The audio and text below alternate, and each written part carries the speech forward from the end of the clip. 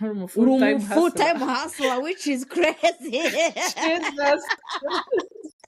Ikibabaje nuko abamama pronoa benshi twifitiye utuntu tw'uduside hustle mu izina rya Yesu, holy water n'umusaraba, nta nubwo dufite business. Oh my gosh, n'utwana twazo. Urumva ni utwana twazo. Topic y'uyu munsi rero ni business versus side hustle. Yeah.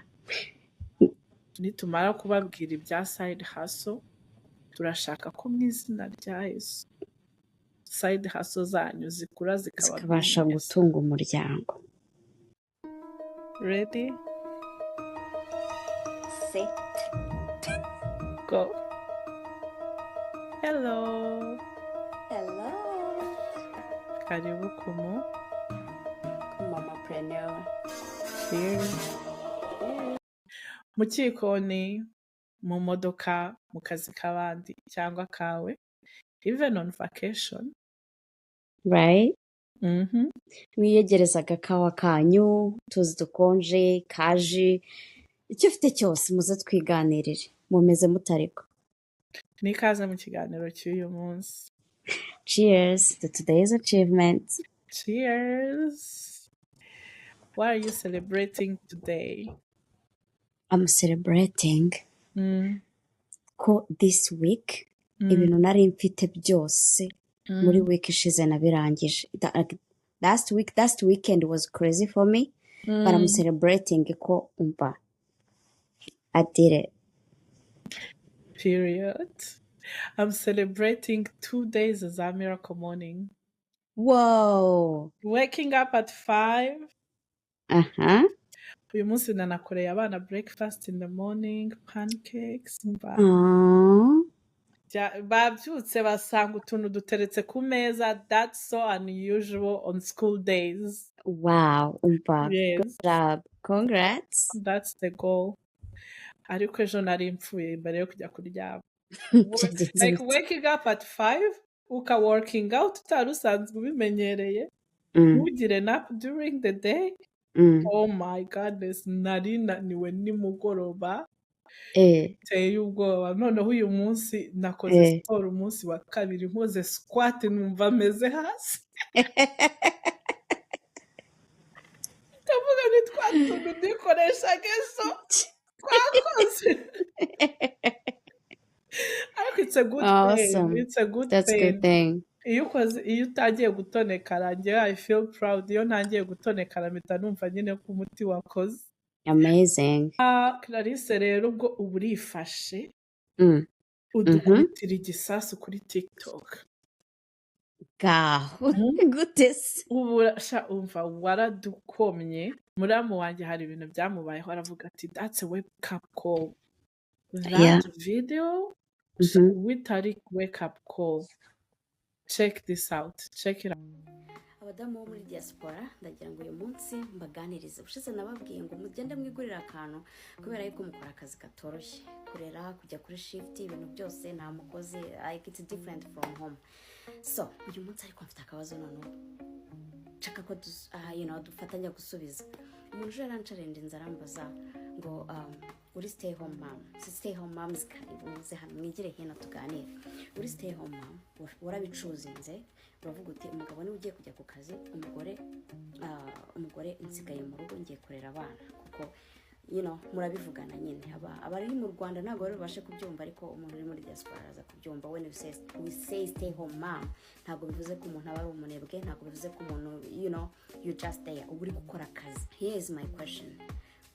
Umuntu yarambwiye ngo agize ibyago, umugabo wacuzinze kujya ku kazi wagasigara mu rugo, akagira ibyago wabaye disabled, agize uburwayi buri chronique bumubuza gukora akazi yakoraga, asigaye mu rugo, aravuze ati wowe genda ujye ku kazi utunge umuryango.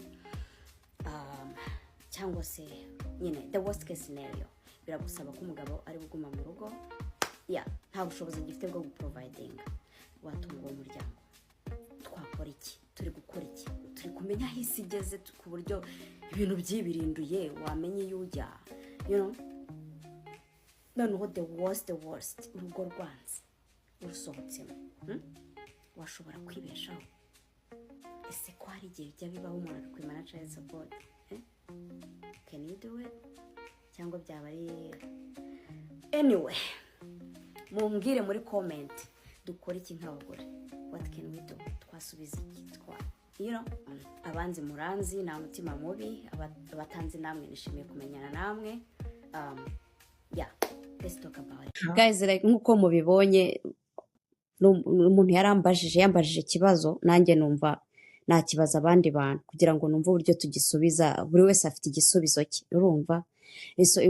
Numvaga nshaka kumva abandi badamu bagenzi banjye, abamama, icyo babitekerezaho. So muri rusange tuvugishije ukuri ko nubwo tuvuga ngo abagore turashoboye, we can do this, we can do that, usanga n'ubundi buringanire, usanga n'ubundi muri income ziza mu rugo percentage nini. Nta research ndakora, urumva, ngo nze nkubwire imibare nyayo iri accurate, ariko nkurikije ubunararibonye bukeya mfite, abagabo benshi nibo ba providing amafaranga menshi kuruta abagore, like quantity y'abagore mu rugo.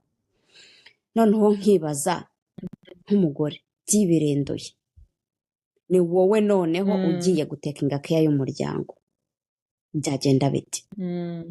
Ese wabasha gupuringa ina amafaranga yatunga uwo muryango when ukinjiza, tuvuge ko guhita ukavaringa to income bidakunze, ariko se byibura mubashije ku budgetinga yuri kwinjiza, mwabaho ntimuhindure lifestyle, mwabaho ntimuhite mutangira kurya noodles zonyine,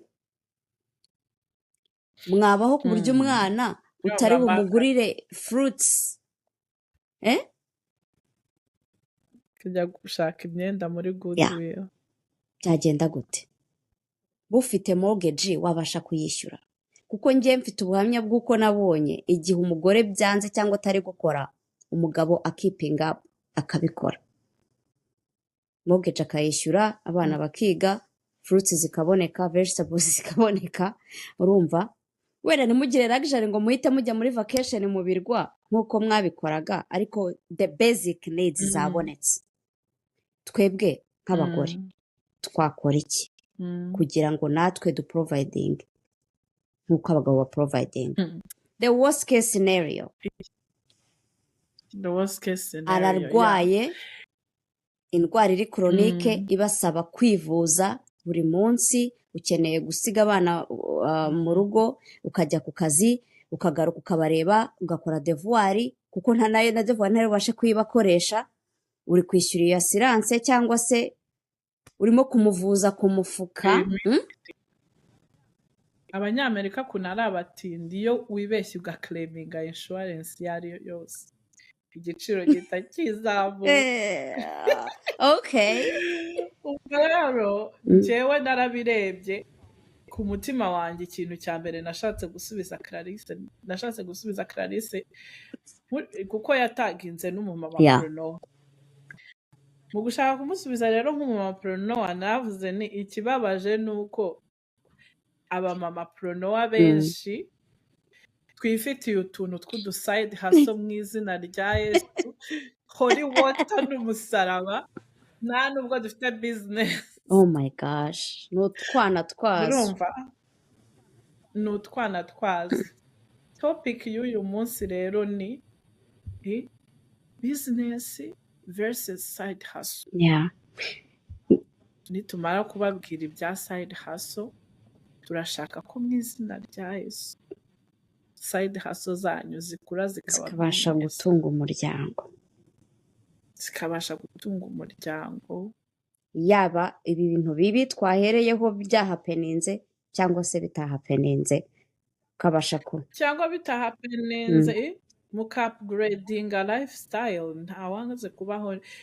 ntawanze kubaho neza, kandi umva usibye wenda buriya nka ba Warren Buffett cyangwa ba Bezos, urumva hari poor, hari middle class, n'umuntu uri muri middle class usanga hari ibintu yiyima, ariko mana we cyagikana ntacyo numvise.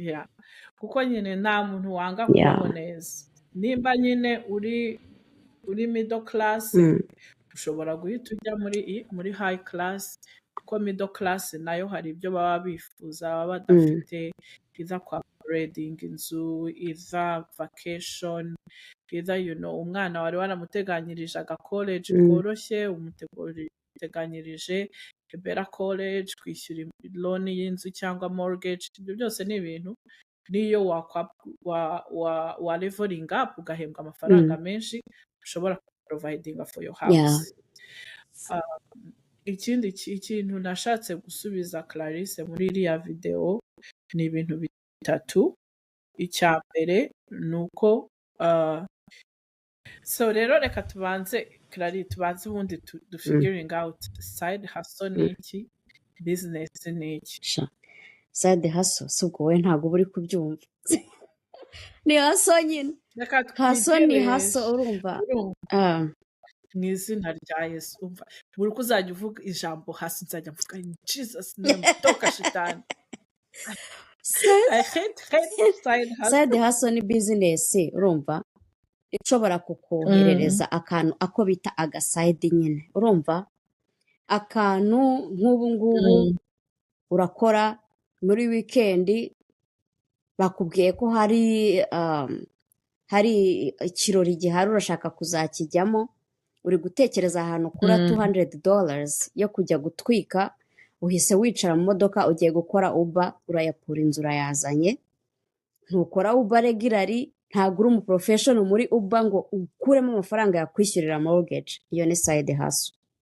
Side hustle ni ukwinjira muri MLM cyo bita multi level marketing urumva gukoresha nk'ingamiya urumva warangiza ugafata komisiyo itageze no kuri 10%. Noneho business sasa. May all you have businesses. Amen. In Jesus' name. Business rero. Business ubundi iri tough. Niyo mpamvu twese tuyitinya tugakomeza duhasoringa. Ariko at the end of the day nicyo kintu twakagombye kuba dukora kuko iyo business yaciyemo niyo yoroshye. Business irakurikwayaringa yuko utazongera kujya ukoresha WhatsApp yonyine. Ugomba gushaka time yo creating a professional social profiles. Business irakurikwayaringa yuko ugira strategies mu byo ukora. Yaba uburyo wa approaching abakiriya bawe urumva yaba uburyo bw'imirangurire yaba uburyo bwo keeping up with the bookkeeping urumva bwa buryo bwo kwiyevariwa ukamenya ibyinjiye n'ibyasohotse. Ntabwo bizongera kuba bimeze nkaho wagiye ugiye guhaha ibiryo by'iwanyu mu rugo ngo iturenzaho ifarini uzutangire wamamaze ngo uri bukora amandazi. Ugomba kugira budget iri separate y'urugo rwawe na business bigomba kuba bitandukanye. Igomba kuba inemewe n'amategeko. That means exactly. Ibyo ngibyo biramburengenga kuri point nyamukuru ivuga ngo business ikurikwayaringa icyo abantu bose batinya cyo bita investment. You have to put the money in the business. Utari kurira. Give me the dollar. If you don't have money, you put time. Muri business niyo waba ufite time, at the end you have to put in some money. Uri kofaringa service. Urimo kofaringa service yego nibyo. Ariko niba uri kofaringa service nta kugira riteretse muri more ngo organically abantu bari gusirikiramo binjire. Uri gucuruza online nta ukuzi nta muryango ufite nimero 20 abantu bari bwinjiremo. Ukomba kwinvestisa amafaranga mu cyo bita marketing. Icyo bita marketing strategy urumva gisaba amafaranga muri business. Na professionalism. No, muri sense mvugamo ngo if you don't have money you have time. Maybe you exchange your time for wenda tuvuge ya side hustle ariko uzi ko amafaranga azava muri side hustle utazayakinira uzayashyira muri ya business aho ngaho ni ukugorowinga icyo ufite. Turaza kureba ku kintu wakora kugira ngo utransitioninge, ugende ukura gradually, ya haso izamuke igere hejuru, kuko twese turemeranyaho yuko nta muntu utangira boom ngo bitangire ibintu biri kuri level yo hejuru. Ni nabyo twavuze ngo start small. Urumva, start small nibyo twita side hustling. Ushobora no kuba atari side kuko nta kandi kazi ufite, uri full time hustler, which is crazy.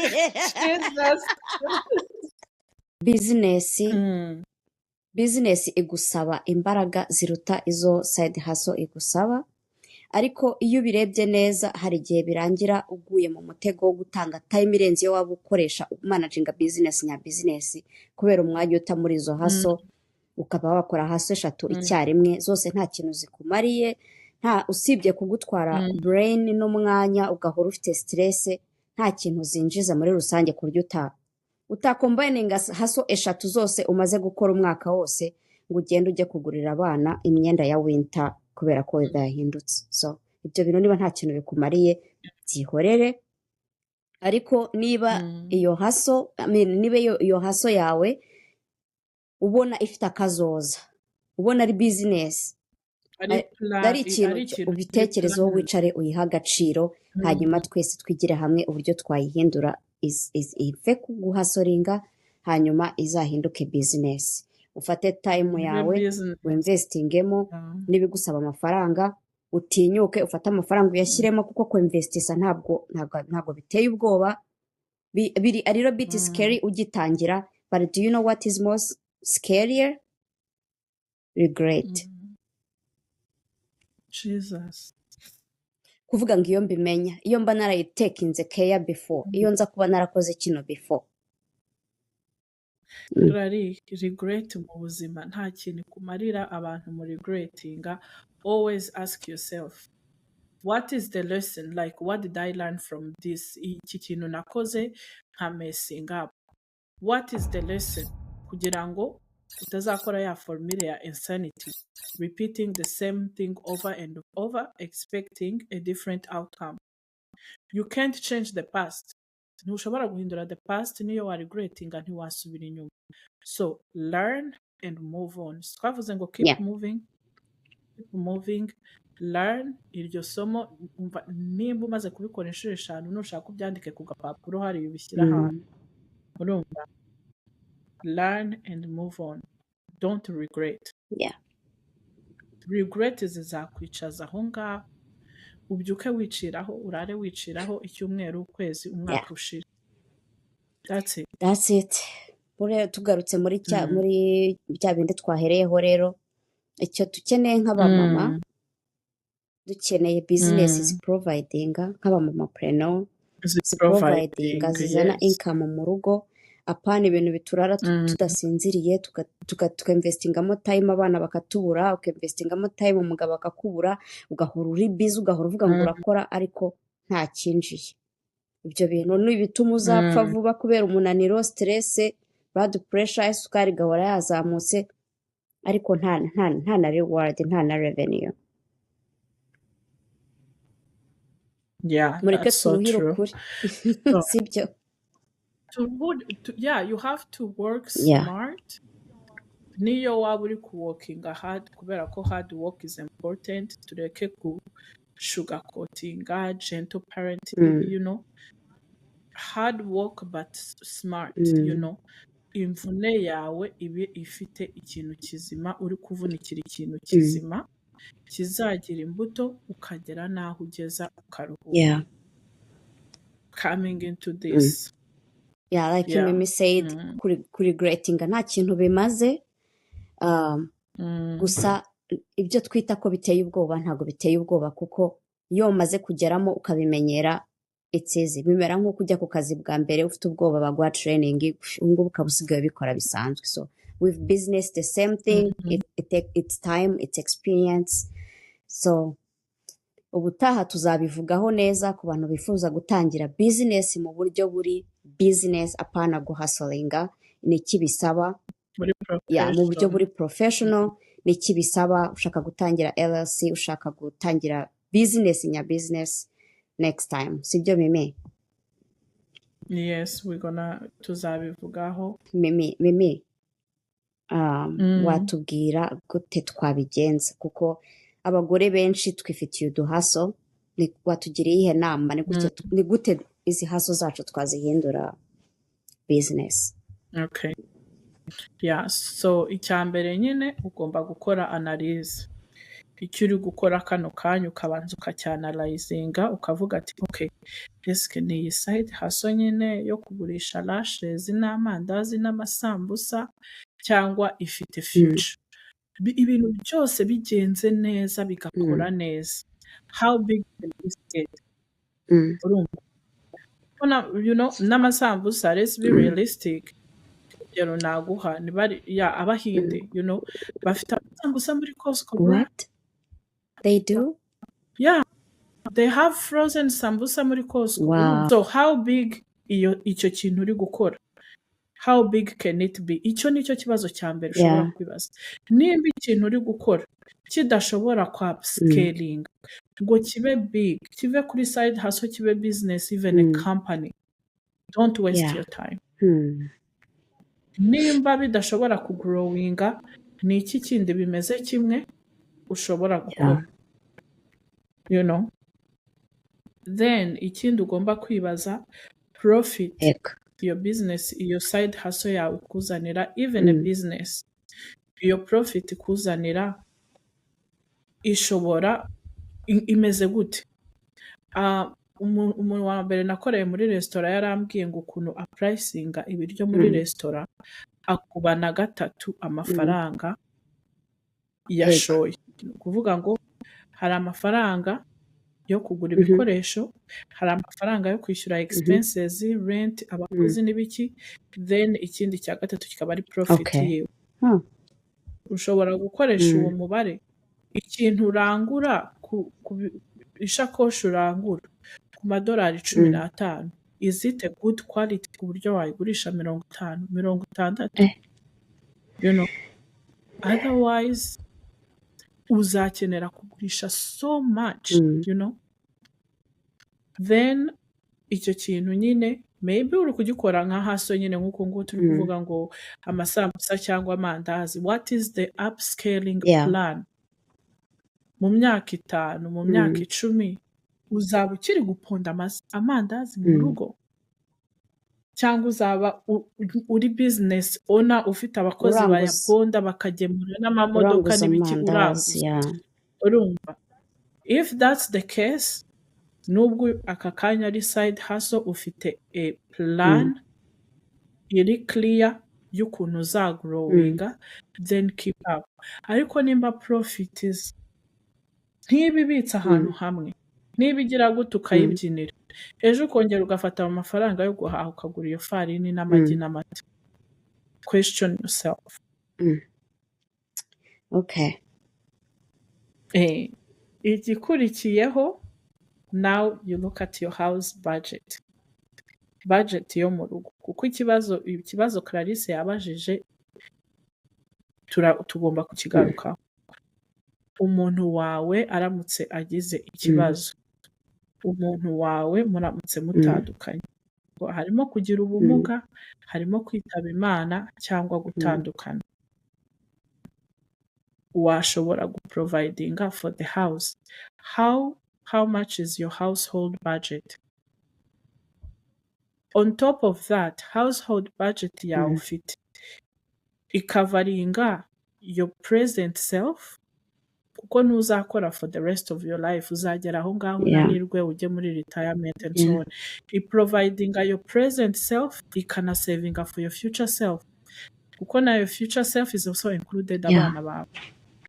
Uzabishyurira ishuri, you know, college and so on. Murabizi college za hano zihenze. Abafite gahunda zo gushyira abana banyu muri community college, ngo akazi bazakora after community college munakazi. Iyo niyo comment nkunda abantu bakunda kumbwira ngo you know ngo hari community college ngo they will be fine. Go ahead. Okay.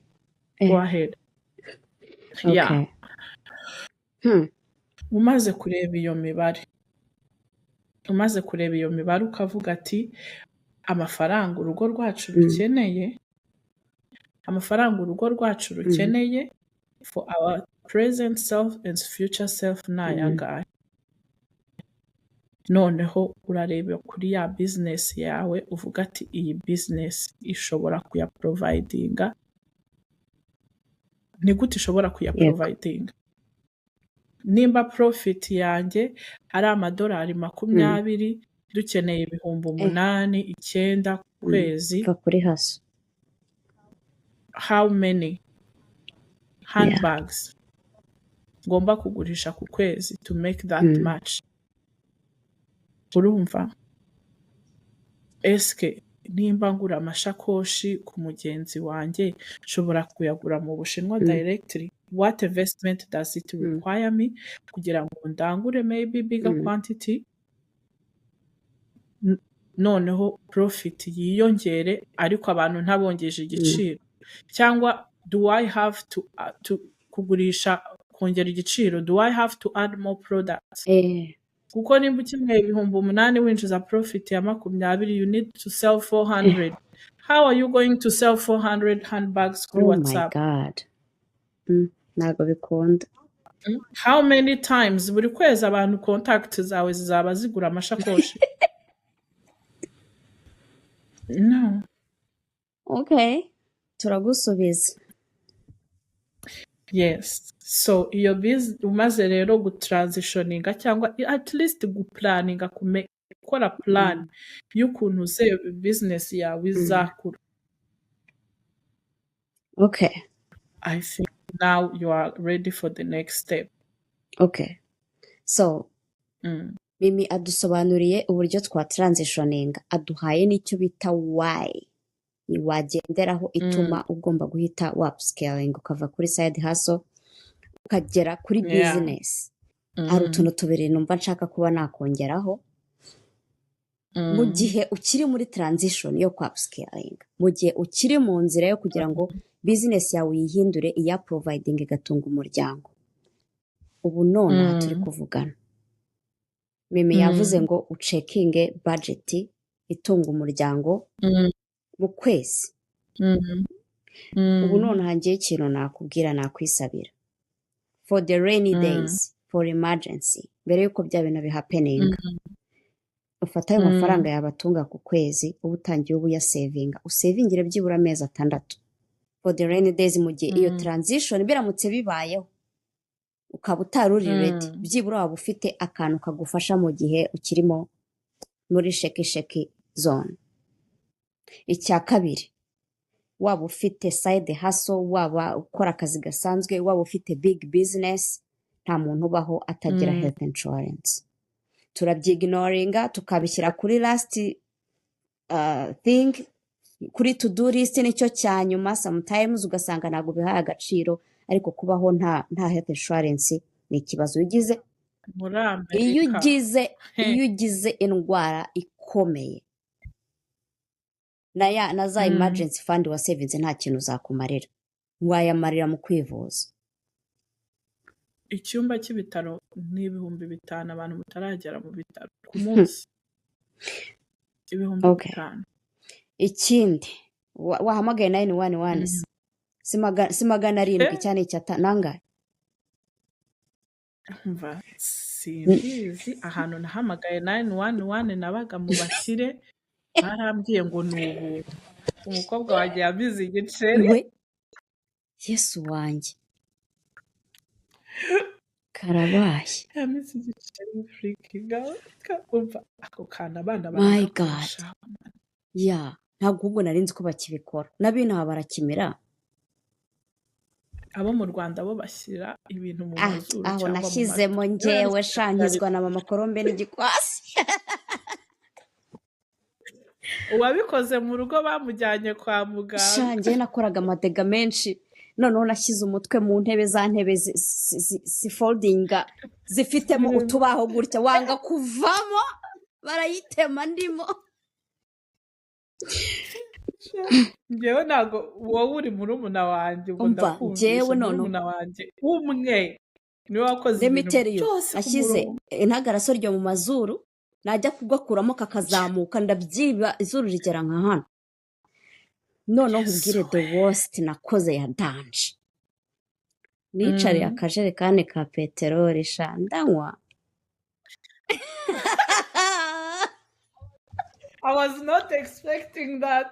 I was not expecting noneho ndi kwibaza ntabwo byari biri guhumura oya nayo ndi kureba kuntu wakicariye physically nayo nzi yuko ugiye kuvuga ati shyiraho ikintu ikibiriti reka natwitse mu nda njyewe ndi mubi cyane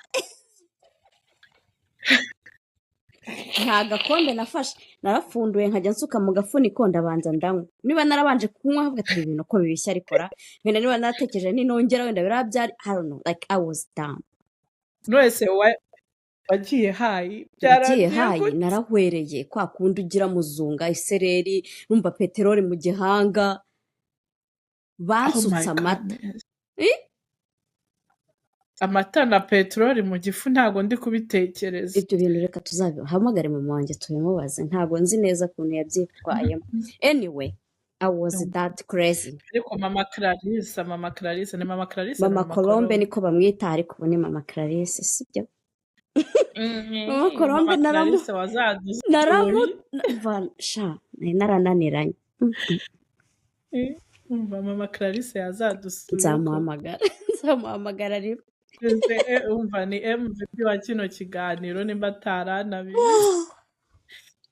so izo emergency sha my dear friends mana yanjye we like nta kintu kimbabaza nko kumva najyaga umuntu ambwira ati umwana ararwaye nk'uko se mwagiye kwa muganga atashwi weekend gaho nyumvira ati muri weekend ati nukujya kuri ER can you imagine uri muri America you working as hard as you work I know yet ufite ubwoba bwo kujya kuri ER oh my goodness life insurance nicyo cyayima nari ngiye kuvuga kanicecekere sinovugira hejuru tuvugira hasi ntacyo sinovugira umva ibintu byose bikubayeho birahapenenze ari emergency fund ntayo ugira cyangwa se nayo yashize kubera insurance utagira wavuje birarangiye ariko noneho birangiye na wa muntu wavuze agapfuye n'izina rya Yesu nyine reka tube let's be real like niyo mpamvu ntajya nshyira hanze video za life insurance kuko hari abantu batarafacinga the reality ko we are all going to die nibwo ngibwo rero iyo ni ya tabu yo kuvuga ngo ntabwo ndi bushake life insurance ngo ubwo se ngo ndi gutekereza ko nzapfa ngo nifata life insurance ngo umuntu tubana ngo simwizeye ngo ahubwo byarangira ari wabishe ibyo ni ikibazo mucyo mu mutwe nimba ubana n'umuntu gutyo utamwizeye divorce just walk igendere ntabwo twakwifata ngo tugende dusinye wiri y'ukuntu bizagenda kubera ko ngo twahita twitera umwaka ejo tugapfa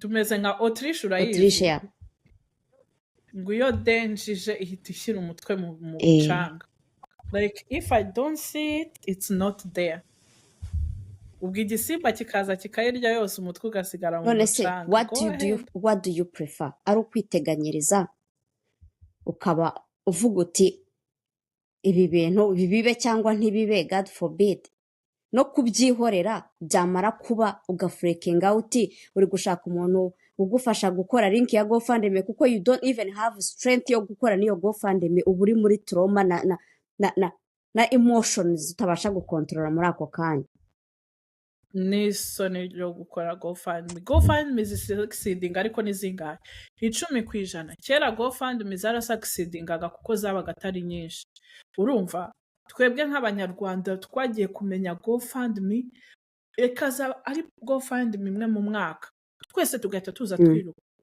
ariko ubu ngubu GoFundMe ni nk'igihumbi kereka ukora akazi ugafata shift yo kugira ngo uzajye utabara abantu otherwise how like you know none se what would you prefer you can't be urumva kuri balance like uri kumbwira ngo urankunda ngo uzapfa ejo nimba unkunda uzapfa ejo life insurance zamera igisasu ku bwawe mbere y'uko ushyira impeta ku ntoki zanjye undekararira urukundo n'ibiki byose, take care of me when you will not be there, kuko I know you can take care of me when you still here. Ariko se nugenda njyewe ukunda nk'umufasha wawe n'abana bawe, the most important people of your life, how can you take care of them when you're not there anymore? bibaye se byegereje umutima. umva ni ukubyegereza umutima. I'm telling you, like, niyo mpamvu nagiye muri life insurance na financial consultancy. Nasanze ari the most real, the most like niho adulting here. Yeah. When you're thinking about the next 10 years, 20 years, retirement, uko niho tujya, ignoring it doesn't make it go away. Tuzaritayaringa dusaze, dutangire gukenera imiti ya heart pressure, dukenere urasaza, umuntu wese usaje akenera utuntu twinshi. Ntibyoroshye guys, we say this because bitureba, tukumva namwe birabareba, you know, like ntago twagezeyo, we don't have all this figured out.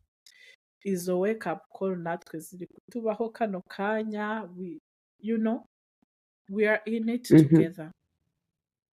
Let's do this. Let's stop hustling, guys. No. Let's stand up as women. Nkuko tuvuga ko dushoboye muri iyi minsi, abagore twabikora, mureke tubikore. Let's learn financial freedom as women. Financial education is needed, and we can do this. Clarisse yasubije, yatanze izindi perspective muri TikTok yiwe. Go watch it. Kandi nubwo tubivuze as aba mama preneur, the other way around is also the same. Nawe uramutse uvuye mu rugo ugasiga umugabo n'abana, nawe uramutse umugaye, nawe uramutse witabye Imana, your partner will be in the same boat. So nawe do it for your person. Uyu munsi twaganiriye kuri topic twegereje umutima cyane, niyo mpamvu gusoza byatunaniye, ariko reka dusoreze ahangaha kugira ngo n'ubutaha tuzongere tugaruke tuganire. Ntabwo ibintu byose twabivugira icyarimwe. Abamamapreneur aho muri hose, inshuti za Mamapreneur, we love you so much. Bye bye. Like and subscribe.